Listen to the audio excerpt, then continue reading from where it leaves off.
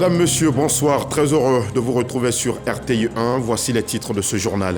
Le Premier ministre a présidé aujourd'hui le démarrage de la campagne intitulée « En ligne, tous responsables ». Le concept du ministère de la Communication a pour objectif de promouvoir un usage responsable et sécurisé des réseaux sociaux. L'idée est aussi de promouvoir les méthodes de protection des cybervictimes et de répression du banditisme digital. Le lancement de cette campagne a eu lieu ce lundi au Sofitel Hôtel Ivoire.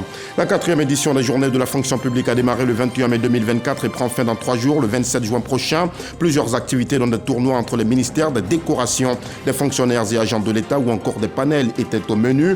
La conférence inaugurale a été prononcée aujourd'hui par le ministre des Finances et du Budget. Adama Coulibaly est intervenu sur la performance du service public.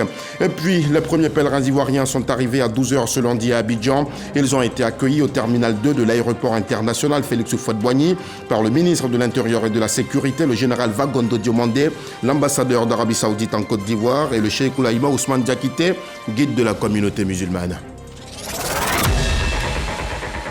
Les réseaux sociaux sont un couteau à double tranchant et peuvent nuire aux individus comme aux États. La campagne intitulée « En ligne, tous responsables », lancée ce lundi par le Premier ministre, est une invitation à une meilleure utilisation des réseaux sociaux. Vous allez le voir, cette campagne de communication va vulgariser les méthodes de protection des cybervictimes, mais aussi les moyens de répression du banditisme digital. En un mot, comme en mille, il s'agit de dire tout simplement aux citoyens qu'on ne peut plus tout se permettre sur les réseaux sociaux. Les précisions de Franck Wadio.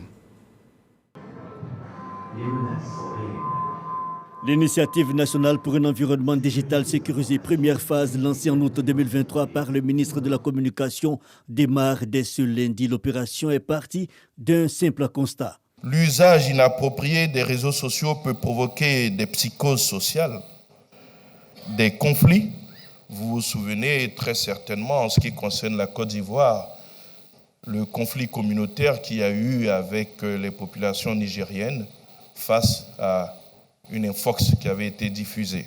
Il fallait donc agir et la Côte d'Ivoire, à l'instar des autres nations, a renforcé son dispositif législatif et son système d'alerte à l'infox. Le sens de ce concept, hashtag en ligne tous responsables, dont découle le slogan Stop aux sorciers numériques.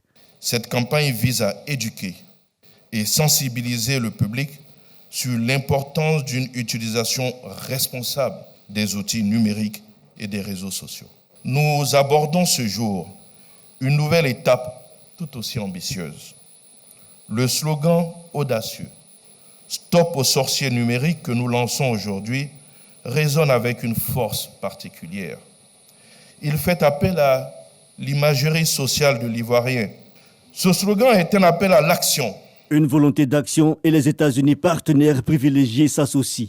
Le gouvernement américain est heureux de soutenir la campagne ivoirienne que vous avez vue aujourd'hui, En ligne tous responsables, qui vise à promouvoir une utilisation civique et responsable des réseaux sociaux. La désinformation, une réelle menace pour la gouvernance publique, de quoi interpeller à juste titre le gouvernement. Le Premier ministre Robert Begré-Mambé se fait fort de solliciter l'implication de tous pour la réussite de l'opération. Cette initiative de grande envergure vise à promouvoir un environnement numérique sain et sûr pour tous les Ivoiriens. Elle représente un jalon crucial dans notre engagement à lutter contre la désinformation et à protéger nos citoyens en ligne.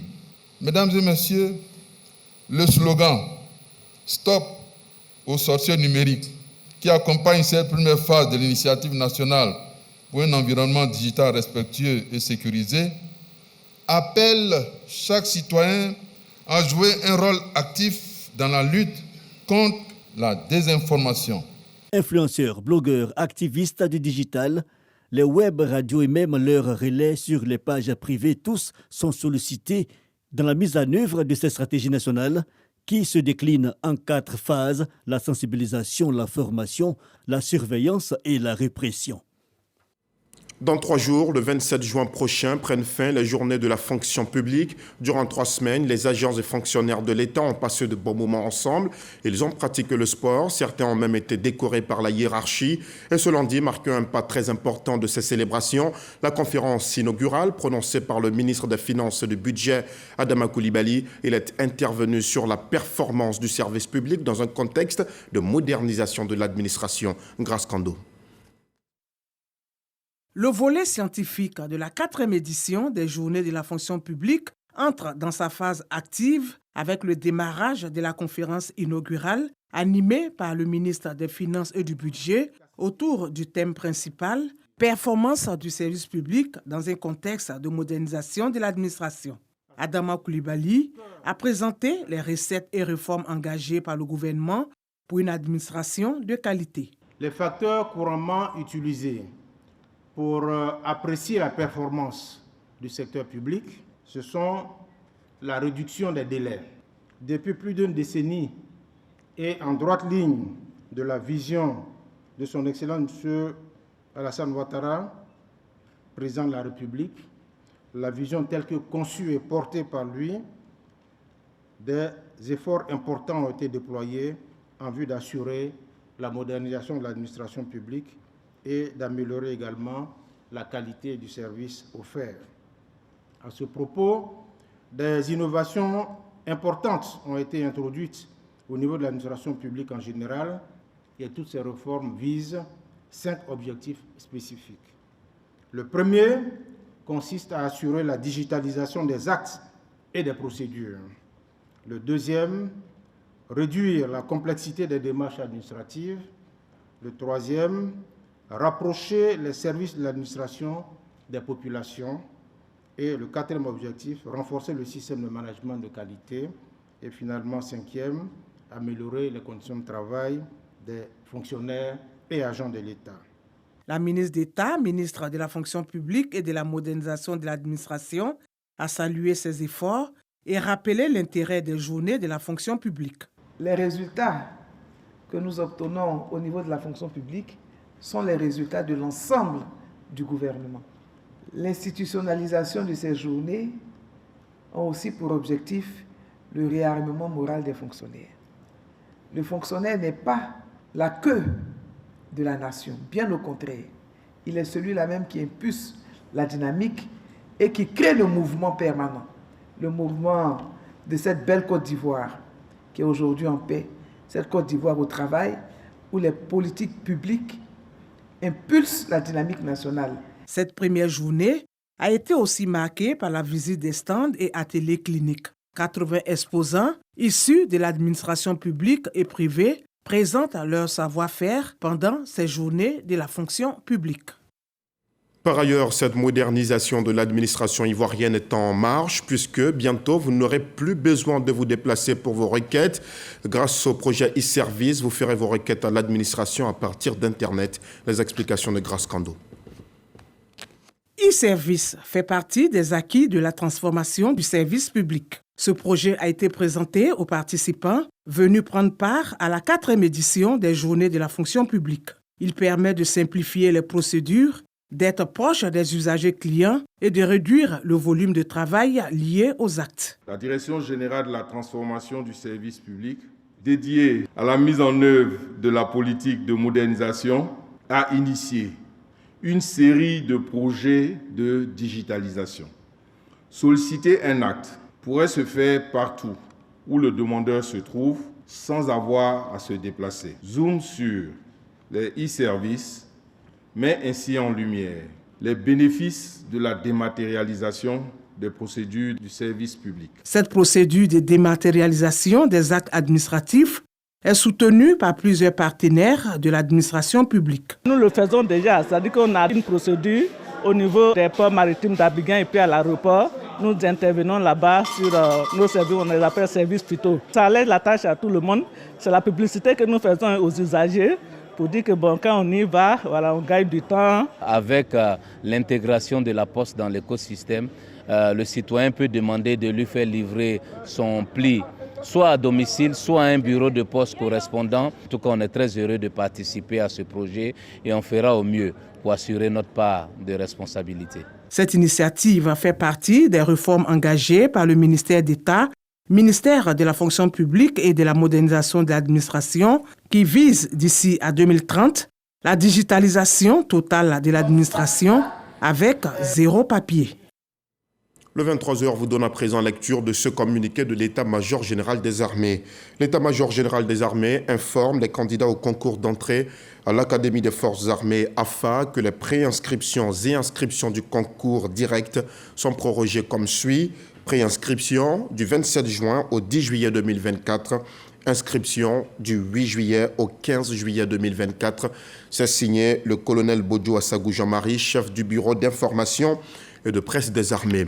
Dans le reste de l'actualité, le ministre du Commerce a procédé ce lundi en présence des acteurs du secteur à l'ouverture officielle de la deuxième édition du Hub Import-Export. Cette édition est placée sous le thème « Promotion des exportations ivoiriennes dans un contexte mondial incertain ». Les détails sur les enjeux de cet événement avec Dangui Dangui. La Côte d'Ivoire veut être plus agressive pour conquérir des marchés à l'extérieur, surtout que les autorités ont érigé le commerce extérieur en priorité nationale. Selon le ministère du Commerce, entre 2004 et 2022, les taux annuels moyens des exportations et des importations ont gravité respectivement autour de 6,1% et de 8,5%. La balance commerciale a eu une tendance baissière ces 30 dernières années. En cause, une progression plus forte des importations comparativement aux exportations, relève la même source.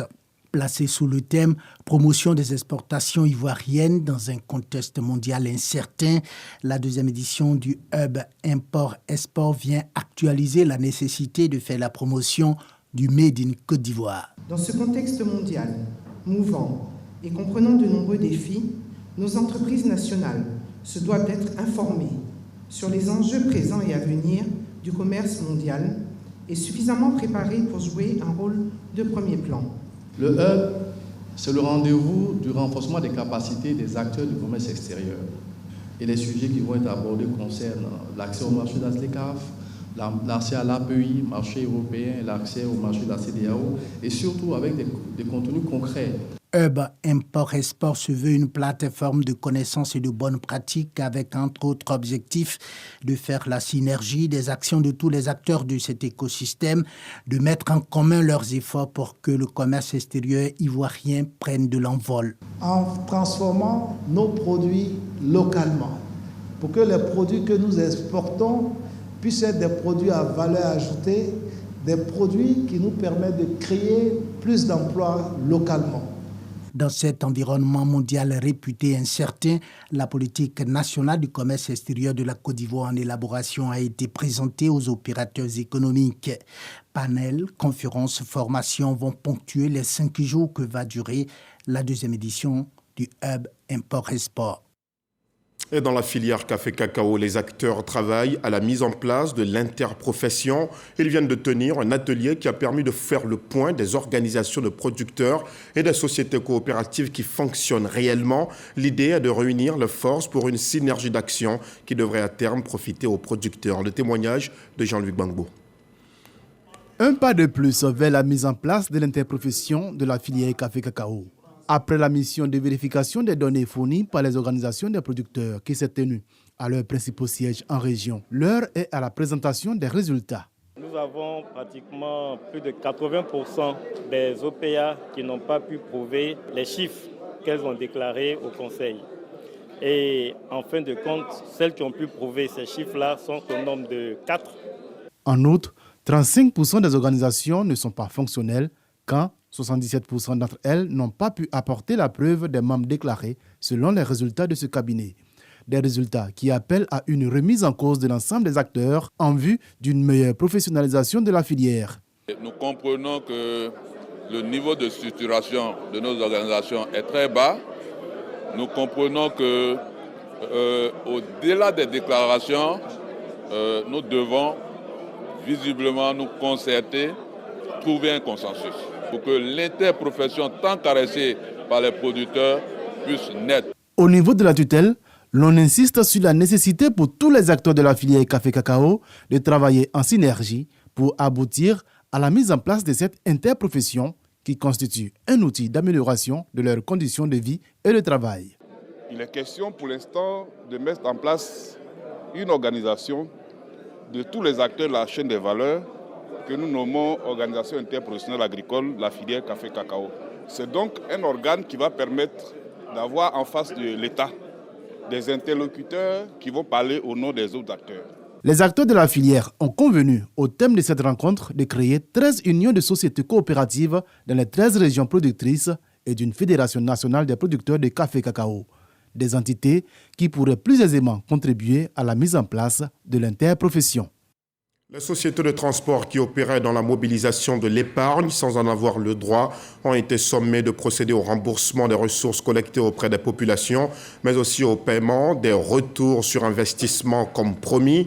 Le comité de veille sur les activités agrobusiness et assimilées a mis en place un mécanisme qui se traduit par des auditions périodiques de ces sociétés afin d'évaluer le niveau des remboursements. Et ce comité a fait jeudi dernier à Abidjan le point de la dernière audition. La moisson reste très faible, seulement 27% de remboursement effectué jusque-là. L'ancien Bakayoko. Sur la base des informations recueillies auprès des responsables des sociétés de transport incriminées et consignées dans la dernière audition, le taux global des remboursements se situe à 27,62%. La faiblesse de ce taux traduit très clairement la réalité des difficultés éprouvées par plusieurs sociétés, ces sociétés concernées, pour respecter leurs engagements contractuels. Ces données constituent un élément suffisamment révélateur de la non-viabilité du modèle économique proposé. Les investigations menées suite aux plaintes des souscripteurs révèlent que les dirigeants de certaines sociétés sont à ce jour introuvables. Le comité de veille observe également des incohérences au niveau des données communiquées. Aussi, le ministère des Transports, tutelle des sociétés identifiées, est invité à mettre en œuvre les 3 recommandations suivantes. Il s'agit d'organiser des séances d'information à l'attention des responsables des nouvelles sociétés de transport sur les dispositifs réglementaires régissant l'activité de transport et VTC en Côte d'Ivoire. Également, conduire des audits dans ces sociétés pour mesurer leur degré de conformité afin de les encadrer et de les amener au respect de la réglementation en vigueur. Il faut aussi établir une cartographie des risques avec leurs mesures d'atténuation et de couverture de ces activités-là pour les citoyens. En attendant, les populations devraient faire preuve de vigilance avant toute décision d'investir dans ces activités de placement financier. Il s'agit de s'assurer que la société qui propose le produit financier est habilitée à le faire et dispose d'un agrément de l'autorité du marché financier de l'Union monétaire ouest-africaine. Dans la commune d'Abobo, l'actualité est à la démolition de l'ancien marché. Les autorités municipales s'activent pour offrir aux Abobolais un marché ultra moderne sur le même site. Il devrait voir le jour dans 25 mois plus exactement. Les commerçants ont abandonné le site avant le passage des machines. Ils avaient multiplié les rencontres avec la mairie, comme nous le montre Herman Guivet. Les pelleteuses de la mairie d'Abobo en action. Ici, sur le chantier de démolition du Grand Marché d'Abobo. Démarré depuis quelques jours, l'opération de démolition du Grand Marché d'Abobo se poursuit. Ce marché qui, rappelons-le, avait été ravagé par les flammes en septembre 2017. Après plusieurs mois de sensibilisation et de réunions avec les commerçants, Madame le maire de la commune d'Abobo, Candia Camara, est passée à l'action. Informés de cette opération de démolition jusqu'à la veille de la fête de la Tabaski édition 2024, les commerçants saluent cette initiative qui annonce la perspective de la construction d'un nouveau marché ultramoderne. Vraiment, c'était sale. C'était gâté même. Et puis ça ne marche pas. Les clients qui viennent, ils ne viennent pas encore, que c'est gâté. S'ils ont arrangé là, on félicite Candia Camara bien même, voilà. Il n'est qu'à arranger seulement pour faire propre, c'est ça on veut. Le gouvernement, quand il parle, il fait, donc en acceptant ce qu'on casse le marché. Et vraiment, plus dur que vraiment le marché puisse être rapide pour que les femmes vraiment puissent aller se débrouiller dedans. Parce que sur les routes, là, vraiment, c'est pas prudent. Les voitures peuvent tâter les freins et puis rentrer sur les femmes. Tout le monde a assis au bord de la route, donc il n'y a pas de place. Donc s'ils ont construit un nouveau marché, vraiment, on sera content. Le 8e adjoint au maire, au nom de Madame le maire de la commune, Candia Camara, salue la compréhension, le patriotisme des commerçants, ainsi que celui de la population d'Abobo en général. Depuis septembre 2017, le marché d'Abobo a brûlé.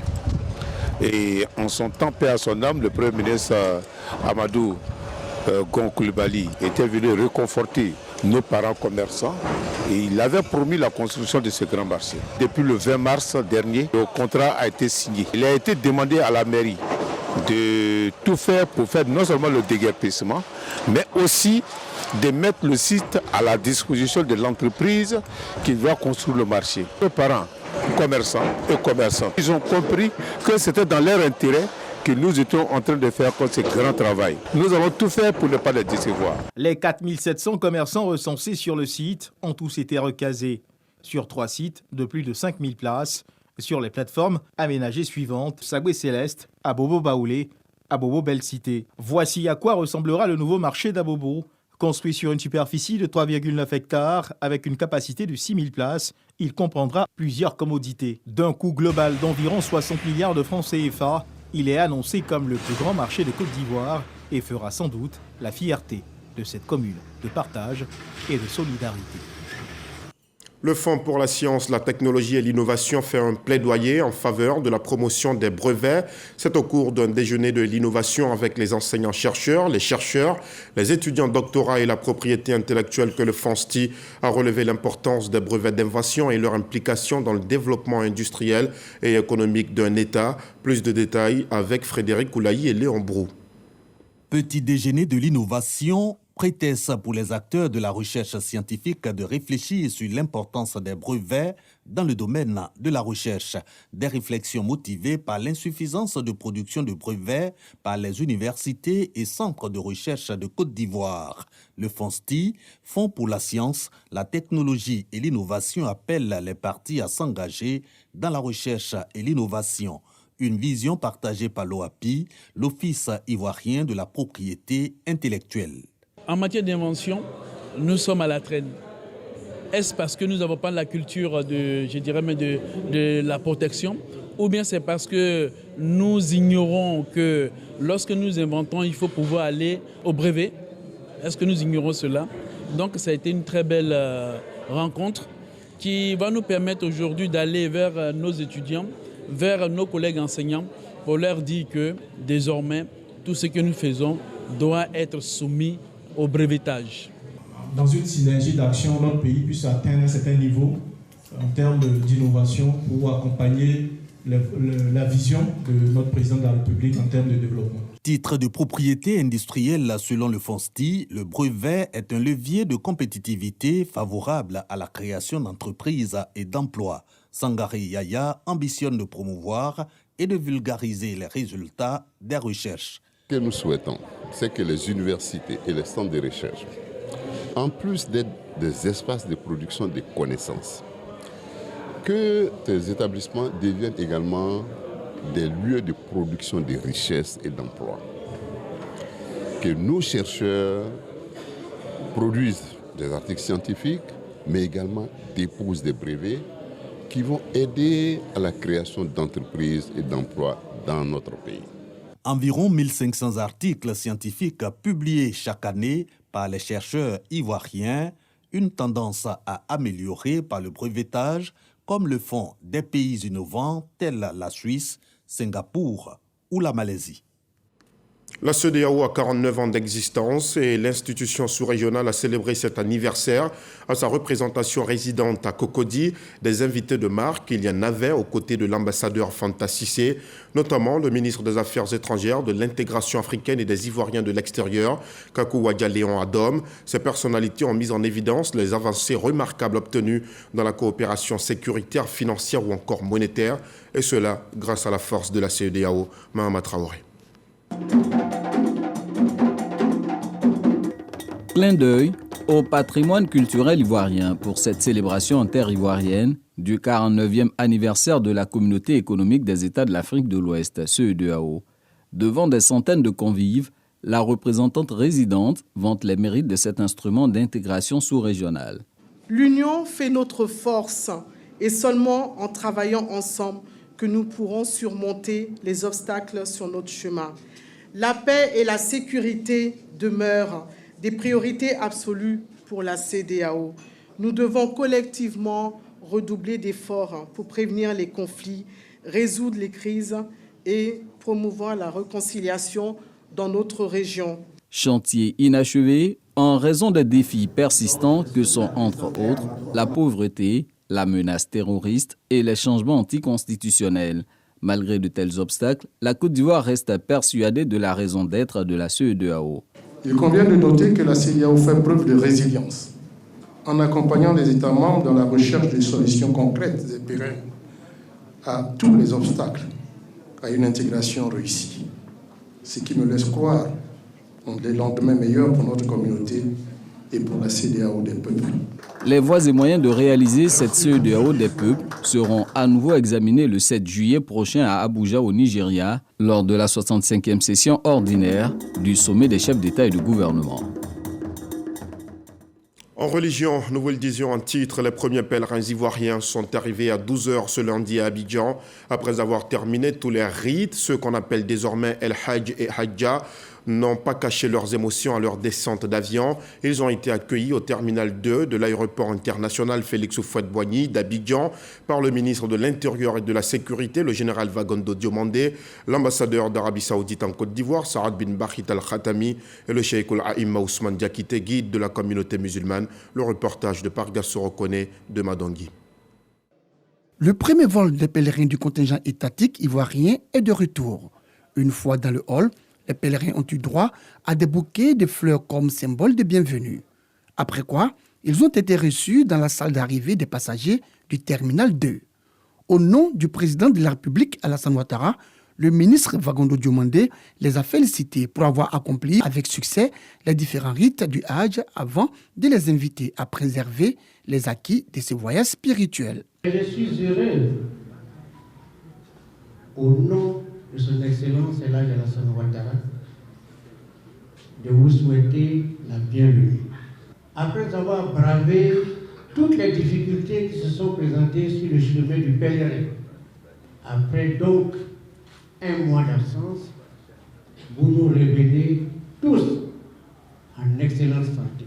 Et disons tous ensemble merci à son Excellence Elhadji Alassane Ouattara, qui a tout mis en œuvre pour que les choses se passent de la meilleure des façons possibles pour le contingent ivoirien.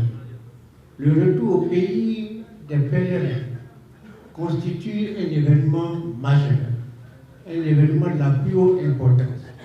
Quand on sait les conditions dans lesquelles le pèlerinage de cette année s'est déroulé, nous avons malheureusement déploré dans d'autres contingents de très nombreux morts. Et Dieu nous a épargnés. Car, évidemment, où on devait s'attendre au pire, nous n'avons malheureusement déploré que le départ de 4 de nos frères. Issa Yeo, porte-parole des pèlerins, a quant à lui salué l'État de Côte d'Ivoire, à sa tête le chef de l'État Alassane Ouattara, qui leur a permis d'effectuer le Hajj en toute quiétude.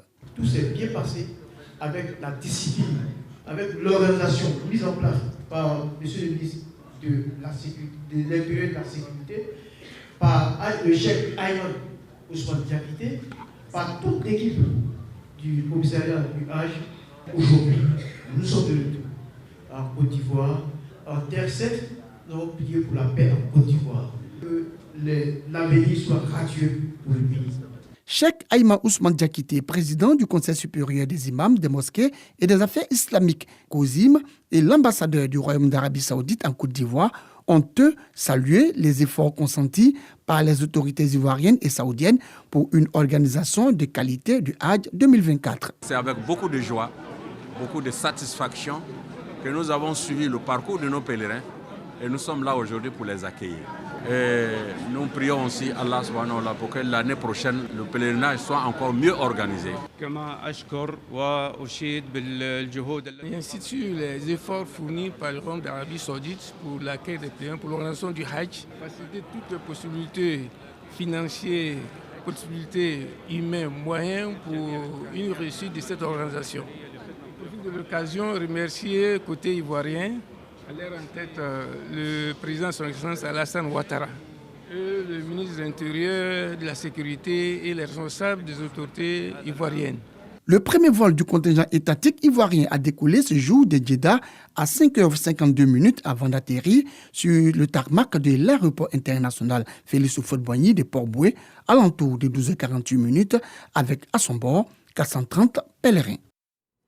En politique, le PDCI-RDA remobilise ses militants pour l'élection présidentielle de 2025. Tidiane Thiam a entamé une tournée à travers le pays pour sensibiliser ses militants sur les enjeux de ces joutes électorales à venir. Première étape de cette tournée, la région de la Nawa. À Soubré, le président du PDCI-RDA a aussi félicité les militants pour le dernier hommage rendu à l'ancien président Feu Aimé Henri Konan Bédié. Michel Digré.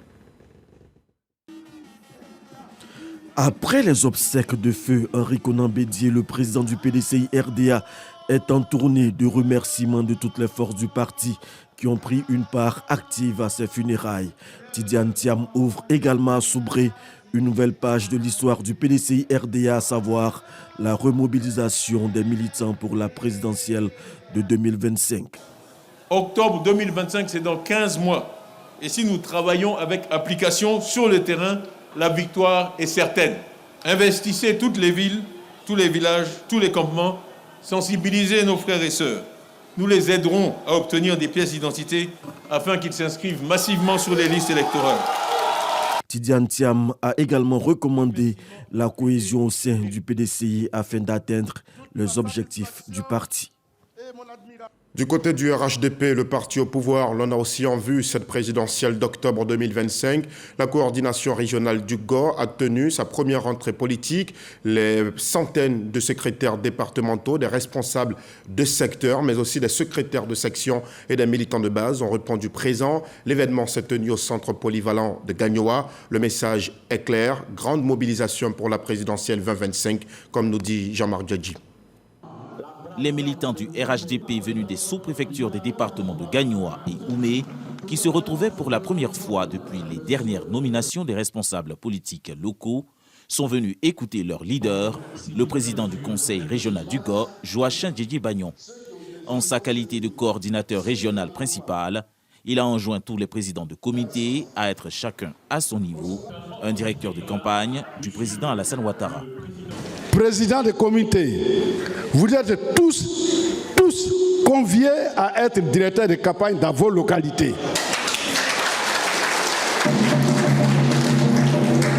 Ça veut dire que vous devez déjà connaître vos militants, ceux qui vont sur la liste. Et le jour de l'élection, vous devez les suivre jusqu'aux élections dans les urnes. Il faut qu'ils sortent tous pour voter.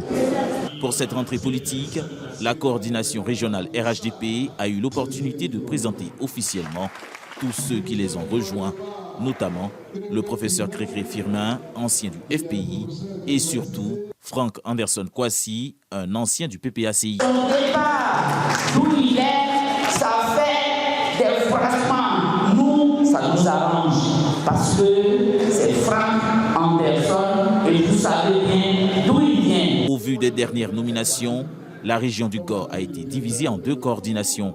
Une coordination Gagnoa commune et sous-préfecture et une coordination pour le reste de la région que dirige le doyen Djidji-Bagnon.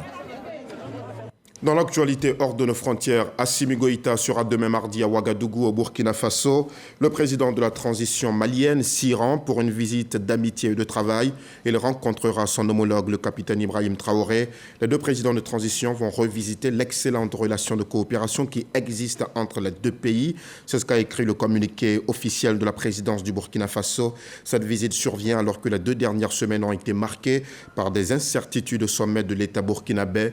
Des informations ont fait fait état de mouvements de grogne, voire de mutinerie au sein de l'armée, ce que le président Ibrahim Traoré a finalement démenti en fin de semaine dernière lors d'une visite à la radio-télévision burkinabé. Nous arrivons au terme de ce journal. Merci de l'avoir suivi. Retour de l'information à 6h30 ce mardi sur RTI 1. Quant à moi, je vous retrouve avec le même plaisir à 23h si Dieu le veut. Excellente soirée.